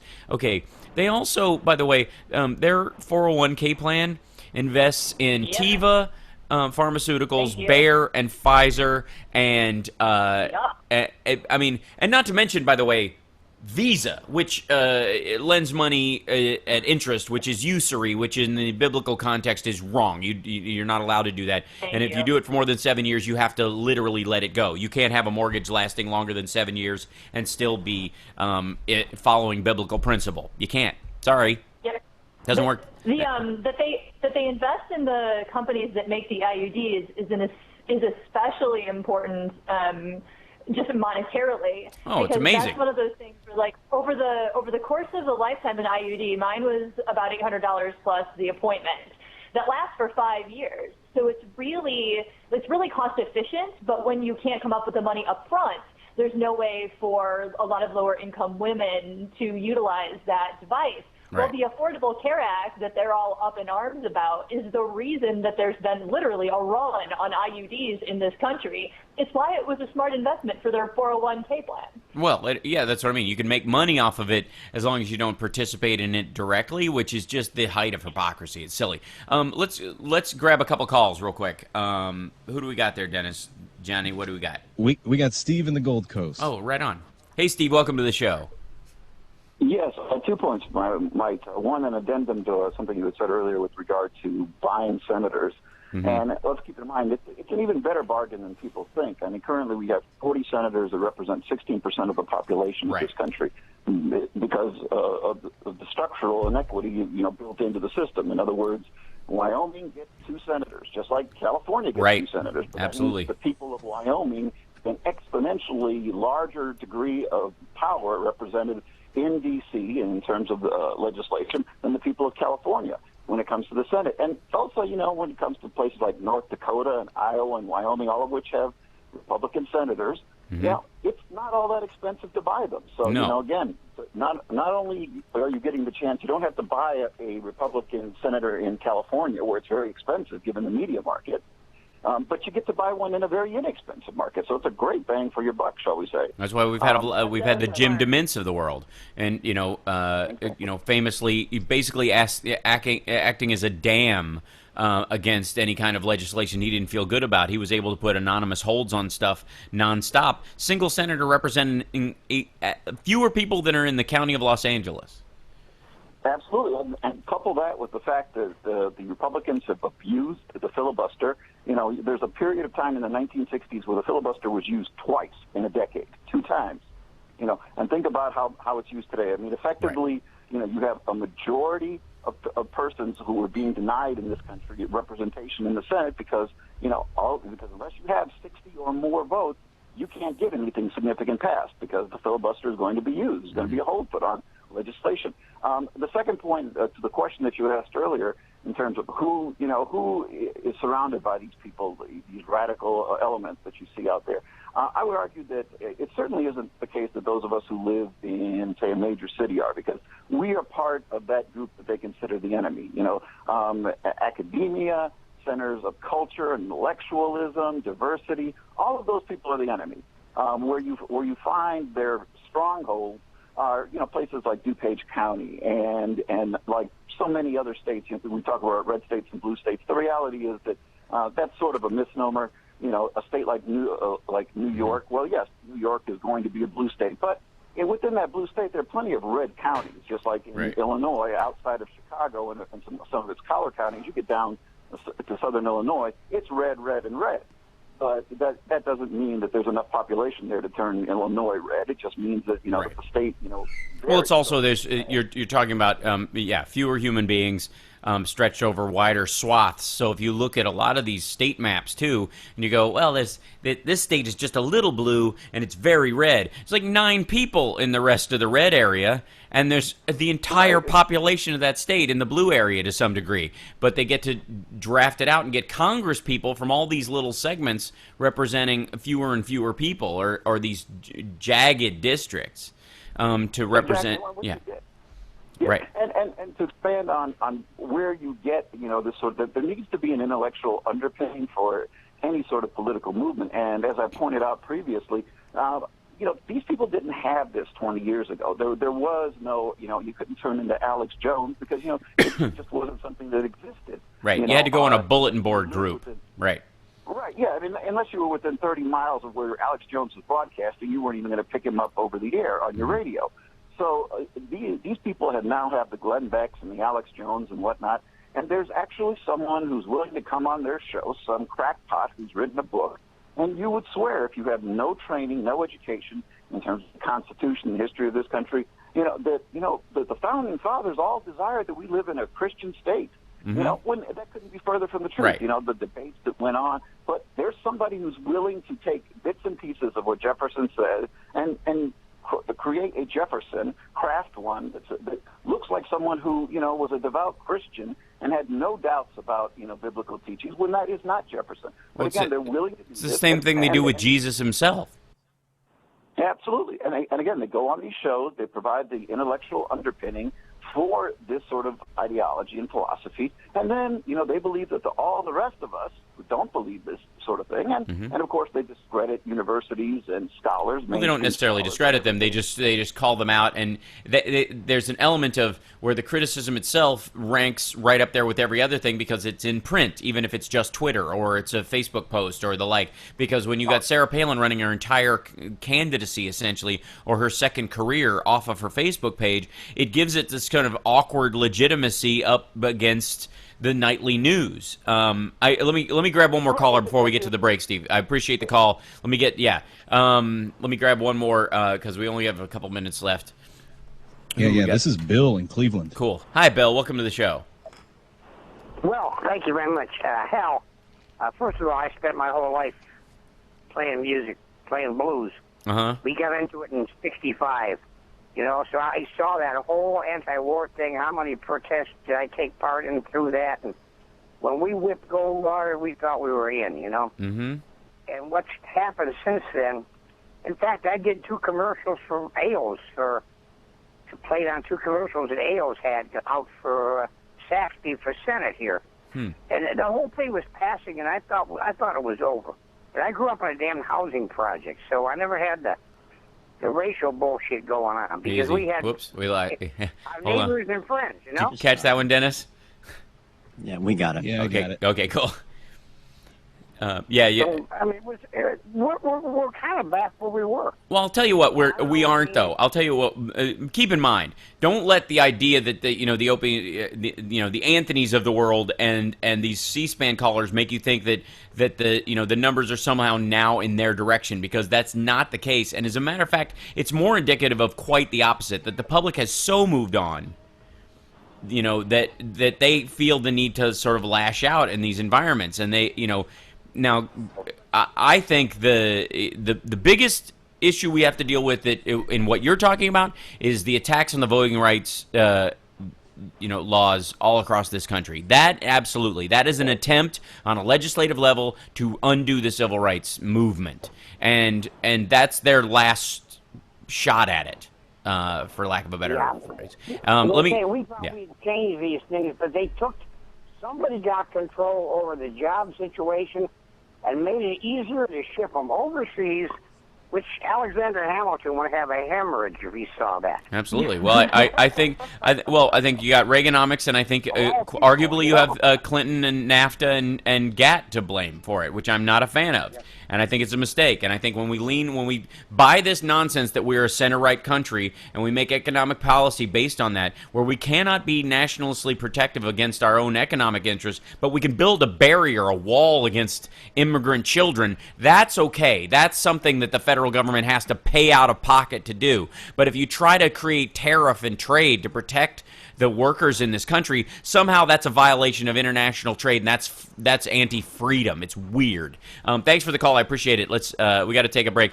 Katie, can you stick with us through the quarter hour? I was going to have you jump in on some of them, but they didn't. Yeah, thank you. We'll be back right after this with more of the Hal Sparks radio program, Mega Worldwide, on WCPT Radio, Chicago's Progressive Talk. Sort of hard to talk to you myself. I guess I'll let Lucille say a few words and then...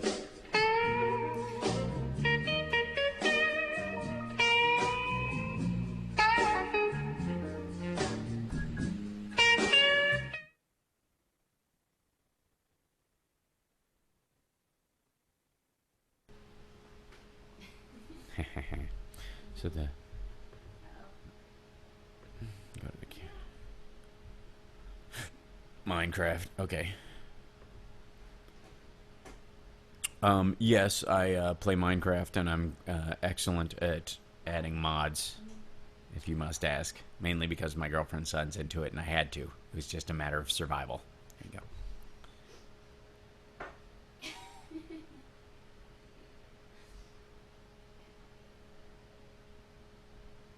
Let's see.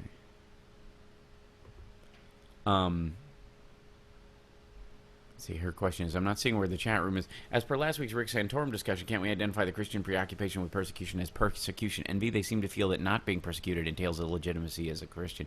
The interesting thing is that there's a, what's the name of that book? I gotta look it up. There's a book called, I'll look it up. It's essentially about this idea that the whole persecution of Christians by the Romans was concocted, that it was not the myth of persecution. That's what it was, by Candida Moss, which sounds like a disease. The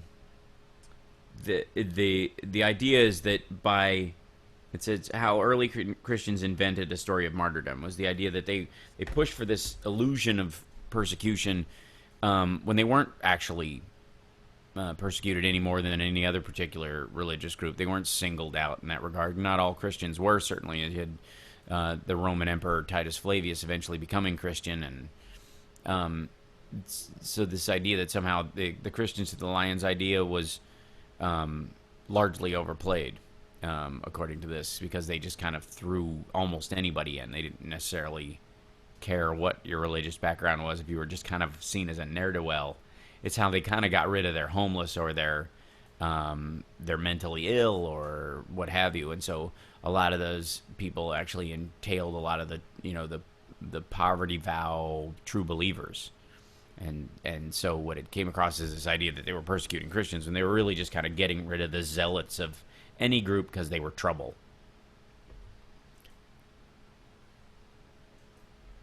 Yeah, that's my fan in the background because it's hot. It's hot, man. It's hot. Uh-huh. Let's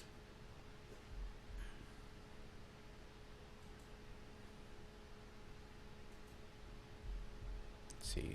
Can you guys find the chat room? Let's see. Chat room. Group chat on the thing and doing chat room.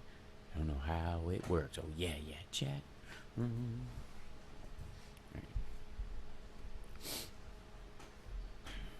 All right, let's do.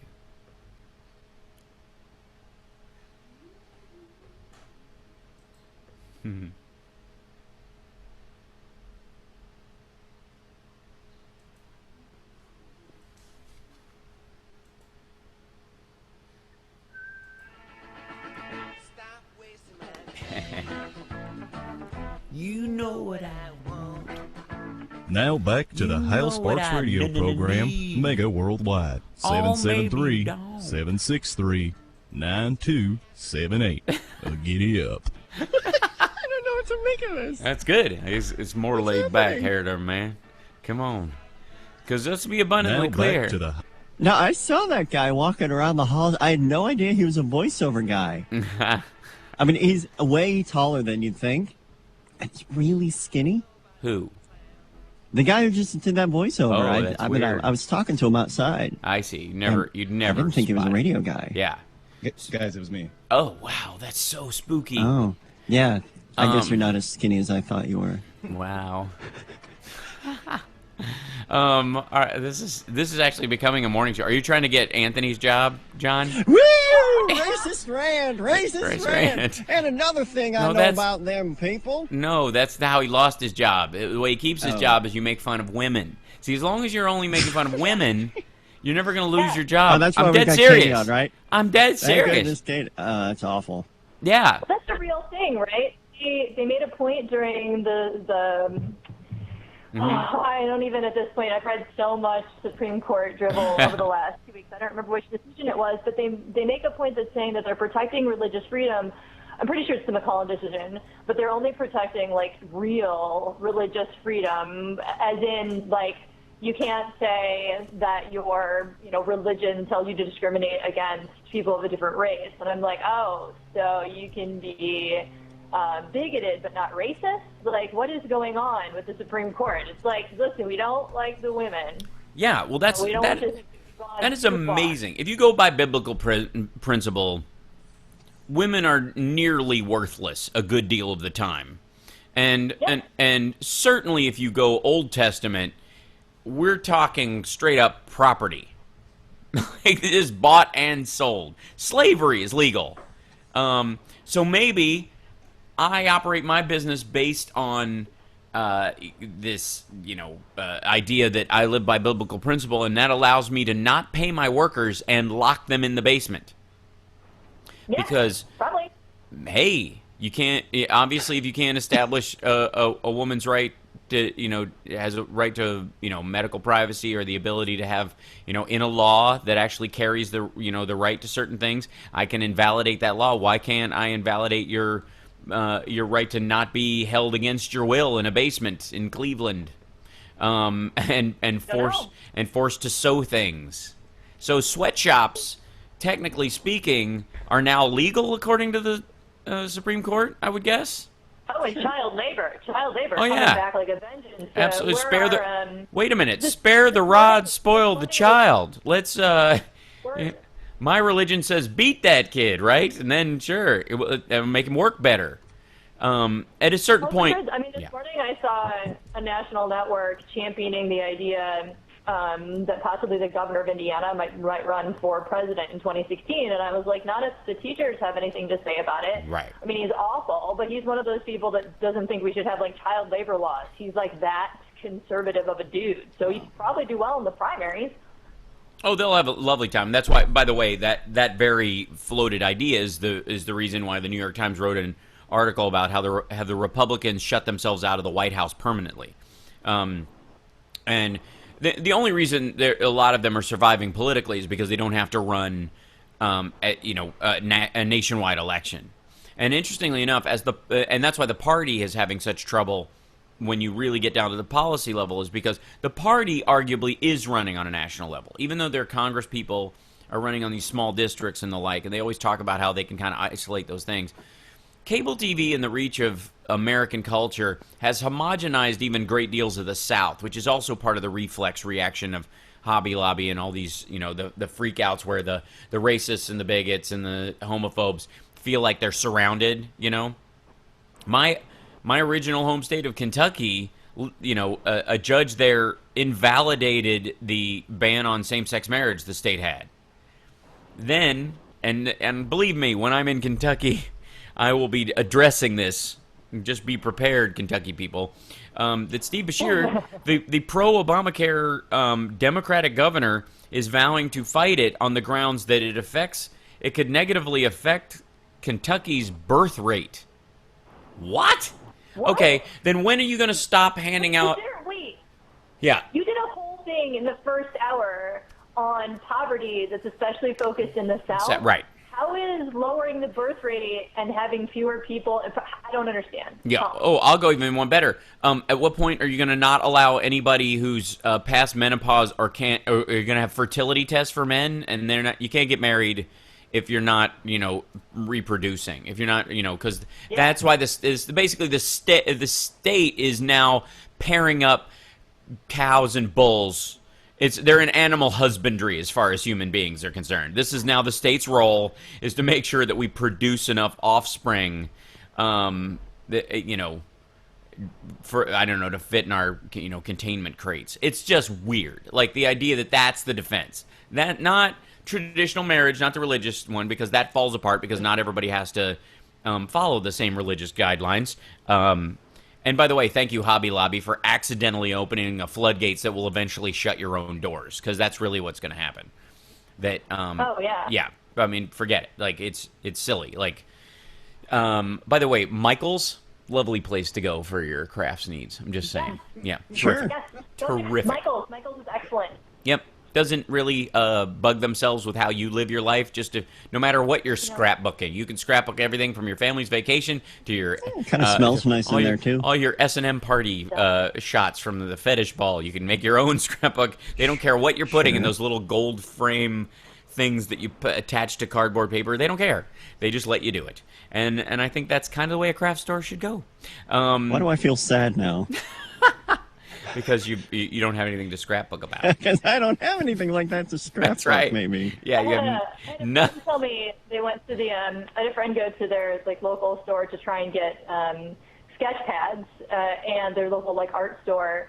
And they're like, why are we out of sketch pads? And I was like, because everybody who used to go to Hobby Lobby is looking for different hobbies, because Hobby Lobby is awful. Yeah. And people should remember too that Hobby Lobby wasn't the only plaintiff. Eden Foods is getting boycotted big time right now. So if you're a Whole Food shopper, pay attention to what you're buying. And all there were 70 other companies. So this isn't just Hobby Lobby's easy to make fun of, and they were the lead plaintiff, but they're not it. And there are already other challenges in lower district courts coming to discriminate for other reasons, not just based on birth control that they somehow think is an abortive fashion. So it's definitely, which they can make money off of, but they can't give to their employees. Right. That's the big part. We're not being alarmist banshees about this. I mean, this is real, and it could affect you. Right. I have this kind of dovetails into it starts with what I was talking about this sort of dissatisfaction with the Obama presidency, and this idea that it actually, a big section of it comes with the left and the not enough aspect, and then, that he isn't doing enough, and he could be doing more, that he's somehow not leading enough, or he's not pushing, quote unquote, for what he wants, as if all these, executive actions he's having to sign because of the intransigence of Congress, that's not enough. But it isn't, apparently, and it affects his poll numbers directly for that reason. But I'm going to, when we come back and have the happy ending, I'm going to cite some figures to you that will sound shocking, especially if you put them in context with where the country was when this president took office. And Katie, I want to thank you for joining us today, by the way. Katie_speak on Twitter, and, of course, katiespeak.com. Thank you, Oodles. And we're going to have to, I think, push towards a voter registration move for the next 3 months. Both women and minorities who are being discriminated against specifically in their ability to get registered and stay registered, which is now the new trick. Bump people off and don't notify them, or have the notification come too late after the time then it would take them to get re-registered. That kind of nonsense. Watch for that over the next 5 months as we come up on the 2014 election. So that's going to be one of our primary pushes, and we're going to start talking about how to do that with activists and women all over the place, because it's going to be super necessary. So thank you again for being on the show. We'll have you on again very, very, very soon. Absolutely. That was just a little Skype burp at the end. I think she belched, actually. I think that's just how she sounds. No, she just signed off old CB style. She went, I'm out of here, buddy. Breaker. 10-20. Like that. Okay, when we come back, it's the happy ending, because there's actually some really great news. Tons of stuff this week. It might surprise you, but it's true. We'll be back.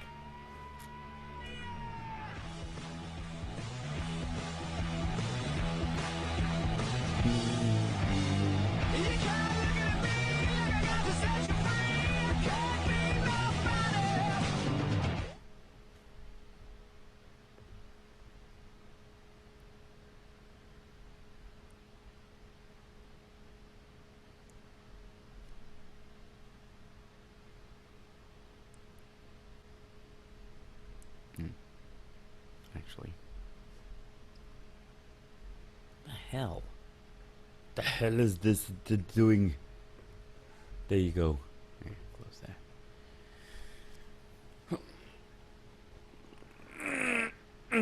All right, stretch. That's good. All right. You good, man? Oh yeah, I'm good. I was stretching. Felt nice. Okay. Yeah.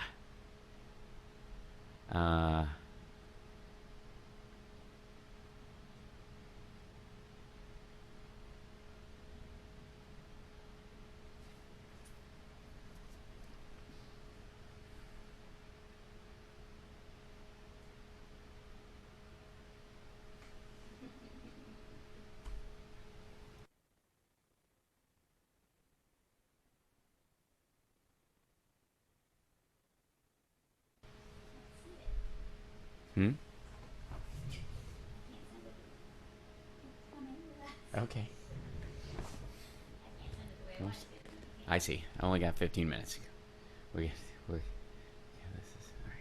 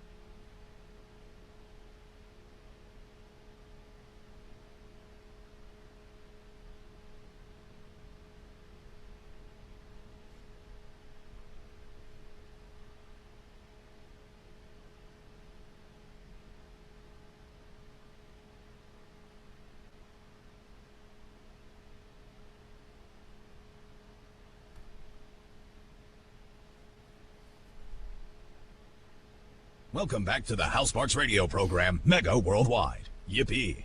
It's happy ending time. I was born to love you. I was born to lick your face. I was born to rub you.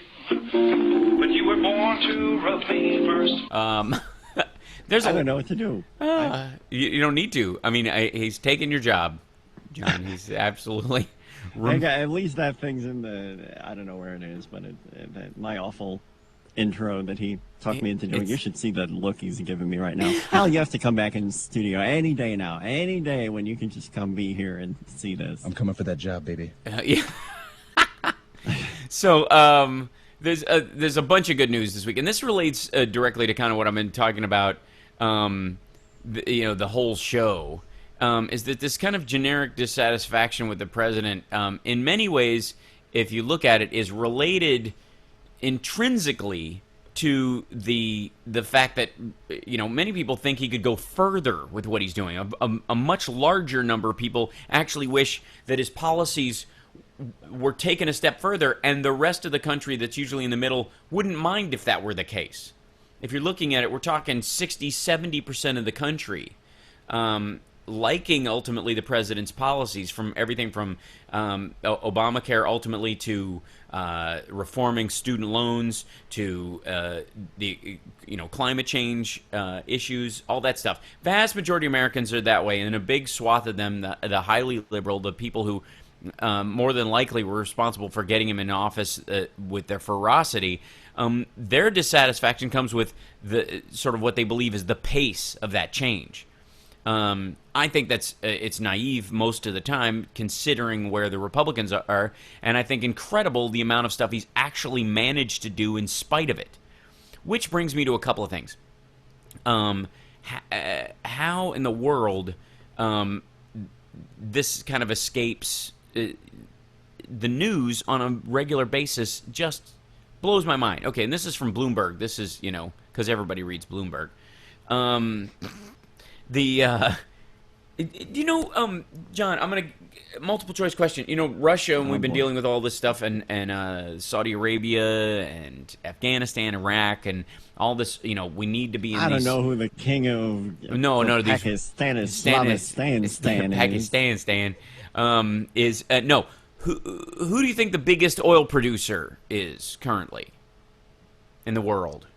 The producer of oil. Biggest producer of oil. Are we talking a country or company? Country in the world. Country. I happen to know, I think, because I think I heard this, the U.S. of A. That's right.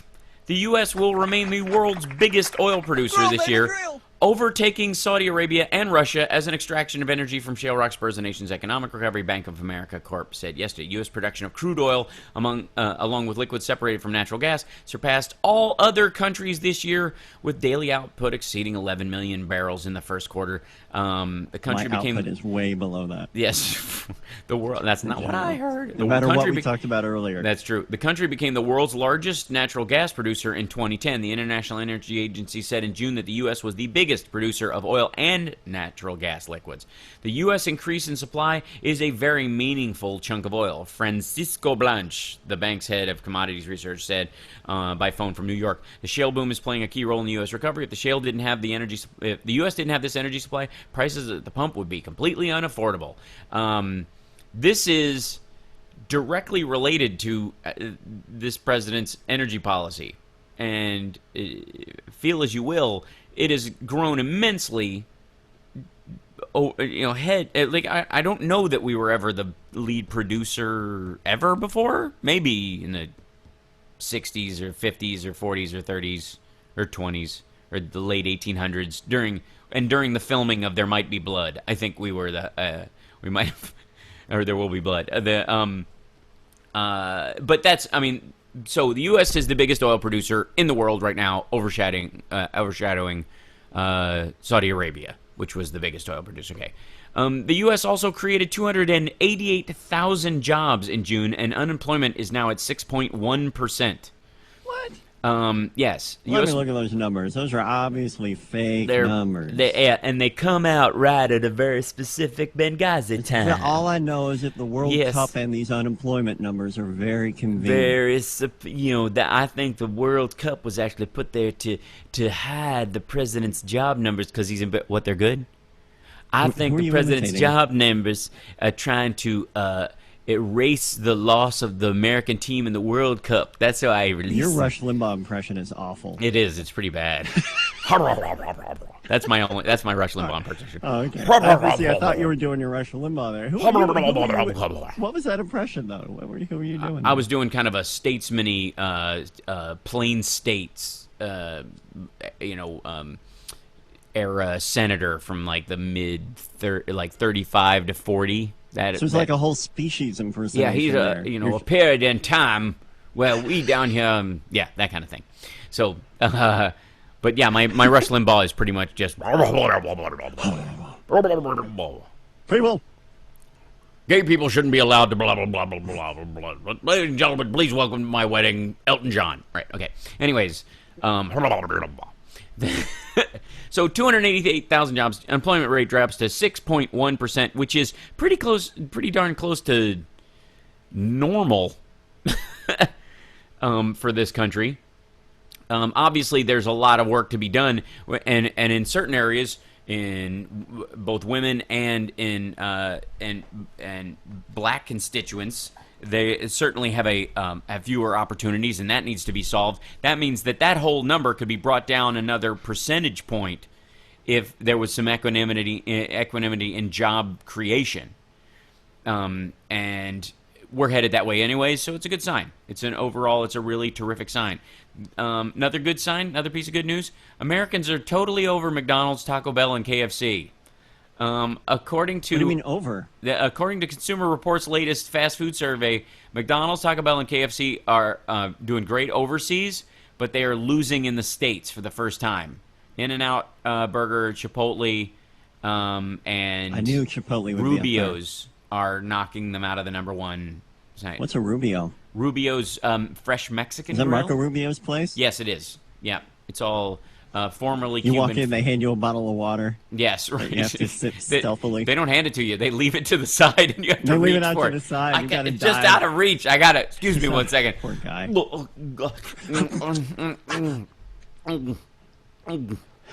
So that's amazing. Okay, this is my favorite article, I think. This is from Reuters, and the title of the article is here's the crime-ridden hellscape that is Colorado after legal weed. And the picture that goes with it is like 900 people in a rally and a girl blowing smoke into the camera, like a huge puff of marijuana smoke. Okay. At the Native Roots Apothecary, a discreet marijuana shop in the Grand Old Building in Denver's busy 16th Street shopping mall, business is so brisk that customers are given a number before taking a seat to wait their turn. I've seen more aberrant behavior in delis over like chicken cutlets. But pot, like, people trying to buy pot in these shops are like, I'll sit here, I'm fine, I'm good. You guys need to chill out. But people are like, I said bacon 3 hours ago. Yeah, so anyways, 6 months on, Colorado's marijuana shops are mushrooming. By the way, they don't sell mushrooms. That's just the misuse of the word. With support from local consumers, weed tourists, which is, that in and of itself has just got, their buses must be hilarious. And the federal government taking a wait-and-see attitude. By the way, see Barack Obama and Eric Holder specifically dealing with this way. This is not how the Lindsey Grahams, John McCains of the world are recommending this be dealt with, by the way. So every time you get mad at Obama about pot and all this, understand this is the biggest steps forward in weed and decriminalization in this country have happened under this president, and somehow aren't getting laid on his shoulders as the first black president is legalizing weed. That is amazing, because that's what they wanted to do. Yep. And they're not being able to do it, and yet it's still happening. It's incredible. But this is the thing. Denver, dubbed the Mile High City, has just apparently gotten higher or whatever, now has, wait for it, 340 recreational and medicinal pot shops. 340. They tout the relaxing, powerful, and introspective attributes of the crystal-encased buds with names like Jilly Bean, Sour Diesel, and Silverback Kush. In the first 4 months, marijuana sales amounted, and this is just in Denver, just in the city, $202 million. About a third of them recreational. $202 million. City? Yeah. Taxes from people. Oh my God! Taxes from recreational sales were almost $11 million. Holy God! Yeah. Despite some critics' fears of a pot-driven crime explosion, Denver police say that burglaries and robberies were down between 4 and 5% in the first 4 months of the year. This is funny. On the downside, sheriff's deputies in neighboring Nebraska say pot seizures near the Colorado border have shot up 400% in 3 years, while Wyoming and New Mexico report no significant increases. So people are clearly driving towards Nebraska out of Colorado, or the neighboring Nebraskans would rather be able to. They're next. They're the ones who want the law passed in their area, So that's why they're buying the pot. Or Wyoming and New Mexico, there's just nobody. They don't need it to be legalized because there's nobody around to police it. Anyways, lots of good news, and we will continue more of it next week as we do, ending the show every time. Thanks everybody on Justin TV and YouTube. For your questions, your input, your interest. Thanks, Katie Speak. Thanks, Johnny. Thanks, welcome. Dennis and the 9 other people that came in and did do voices today. Each of them just more talented than the last. I'm Hal Sparks. It's the Hal Sparks Radio Program, Mega Worldwide. We will see you next week.